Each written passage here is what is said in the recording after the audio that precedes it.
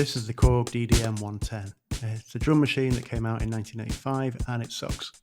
I had one from about 2010 and I just couldn't make head nor tail of it. I couldn't work it out. So in 2012, I decided to cut my losses and I put it on eBay. And this is the story about what happened after that. So when I put it on eBay, I got a message asking if I would post to Moscow. And it just so happened that the job I was doing at the time involved a lot of travel, and I was about to go to Moscow with work a few weeks later. So I told the guy, look, if you win, I'll bring it to Moscow, we can meet up. And sure enough, he did. So a few weeks later, I stuck this drum machine in my bag, travelled to Moscow. I had the guy who had bought it, I had his details with me, and I'm messaging him, I am in Red Square, I have the machine. And he's replying like, I have the money, I will meet you by Lenin's tomb, bring the machine. Which, you know, thinking back, might have seemed a little suspicious. Luckily, Russia doesn't have any sort of culture of listening in on foreigners' phone calls, so that was all fine. But yeah, so I met this guy. His name is Richardas Norvila. He is a Lithuanian musician and psychologist, and just an all-round fascinating guy.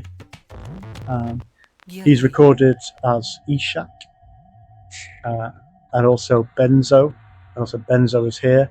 He's got a pretty extensive discography. He scores plays and films.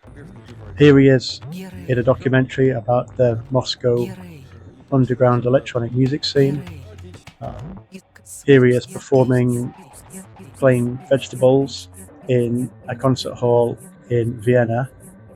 He is an extremely cool avant-garde musician, and it was really nice to meet him. So we spent the afternoon looking around the metro stations in Moscow that were particularly kind of ornate and beautiful, that were made during the Soviet era, because they used to spend a lot of money on that sort of thing.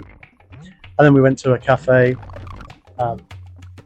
There was kind of retro themed after the way cafes used to be in 80s Soviet Union, you know, which is all incredible for me. I'm from Doncaster, which is quite far from Moscow, and I'm also not an avant-garde Lithuanian techno musician, so the whole thing was just really like mind-blowing.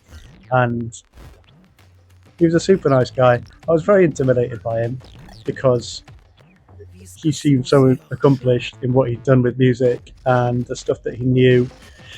You know, I think if I'd met him now, after get a bit more into music and have a bit more confidence in what I can do with music and playing live a few times and recording more stuff, I would have said, come on, let's go to your studio and let's record something. But at the time, there was just no way.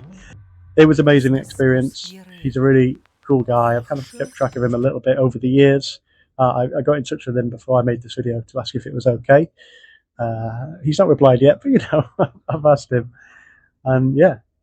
But also what I think is really great is that when I was thinking about this old drum machine, I realized that I could just download samples from that drum machine that people have put online and then load them into Koala sampler and just play an interface that I know and understand pretty well and get the sounds from not just that drum machine, but pretty much any drum machine you can name, really.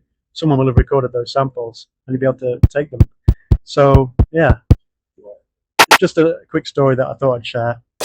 And now here's a couple of minutes of me playing with the samples from the Korg DDM-110, using an interface that I do actually understand and can actually use. All right, cheers.